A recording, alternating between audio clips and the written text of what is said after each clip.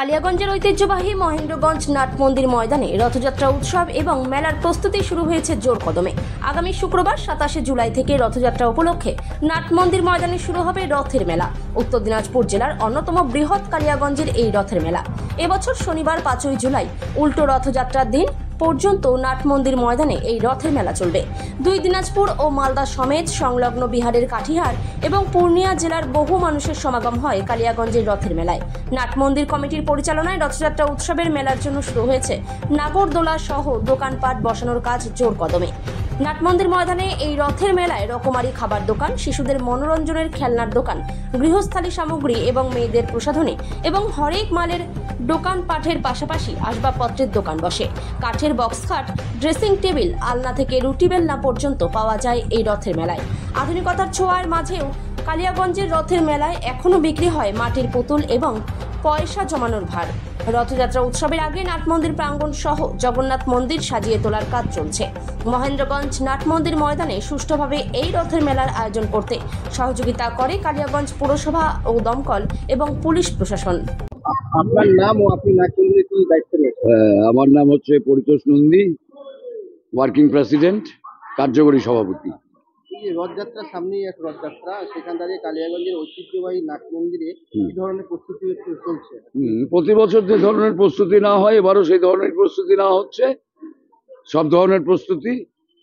হ্যাঁ, এবং প্রশাসন লেভেল থেকে সাহায্য বা এই আমাদের পৌরসভা থেকে, বিডি অফিস থেকে, ফায়ার ব্রিগেড থেকে সব রকমের সহযোগিতা আমাদেরকে করছে। আমরা সব জায়গাতে অনুমতিও নিয়েছি এই রথের ব্যাপারে এবং তারা যথাসাধ্য আমাদের সাহায্য করবে কথা দিয়েছে এবং প্রতি বছরই করে থাকে। এবারও নিশ্চয়ই আশা রাখছি তারা করবে।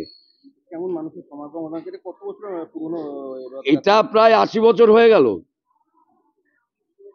এই প্রতিষ্ঠান তো 100 বছরের প্রতিষ্ঠান, কিন্তু রথটা 80 বছরের, 80তম বলা যেতে পারে এবার আমাদের এই রথযাত্রা। কেমন প্রস্তুতি নিচ্ছেন আপনারা? প্রস্তুতি তো প্রতি বছরই এখানে ভালো মতোই নেওয়া হয় এবং এই মূলত আমাদের নাট মন্দিরটা যেহেতু গোটা কালিয়াগঞ্জবাসীর প্রতিষ্ঠান এবং তাদের সহযোগিতায় সর্বাঙ্গীন সুন্দর হয়ে ওঠে এই অনুষ্ঠান।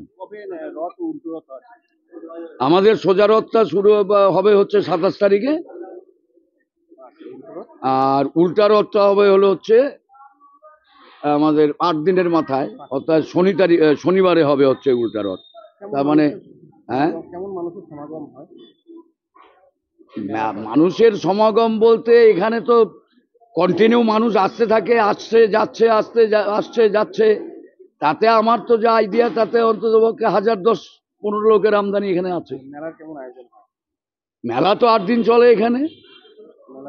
হ্যাঁ, এবং 8 দিন চলে, প্রশাসনের সহযোগিতায় এই মেলা চলে এবং মূলত আমাদের এনসিসি যে আছে এখানে, যে সমস্ত ছেলেপেলেরা, তারাও আমাদের যথেষ্ট সহযোগিতা করে এবং আমাদের সোজা রথ থেকে উল্টা রথ পর্যন্ত এই 8 দিন আমাদের এখানে মেলা অনুষ্ঠিত হয়। না, ব্যাপারটা হচ্ছে যে রথটা এমন একটা টাইমে এখানে হয়, এখানে বলে না, সর্বত্র মানে সব ভারতবর্ষের প্রত্যেকটা জায়গাতে এই রথটা তো এমন একটা সময় হয় যে যেখানে বর্ষাকালেই তো রথটা বিশেষ করে হয়, বিশেষ করে আষাঢ় মাস। আমরা ন্যাচারালি জেনে থাকি যে আষাঢ় মাস এবং শ্রাবণ মাস হচ্ছে বর্ষাকাল। এখন যদি বৃষ্টি হয়, এখন সেটা ভগবানের ইচ্ছার উপর নির্ভর করবে সবকিছু, তার কৃপা ছাড়া তো কিছু হবে না। এখন যদি দেখা যায় যে না, ওই রথের সময় বৃষ্টি হচ্ছে, আমাদেরও আর কিছু করার নেই। যাই হোক, বৃষ্টিকে উপেক্ষা করেও এখানে ভক্তবৃন্দ এখানে আসে এবং কালিয়াগঞ্জের মানুষের সহযোগিতাতে এই প্রতিষ্ঠান সর্বাঙ্গীন সুন্দর হয়ে ওঠে।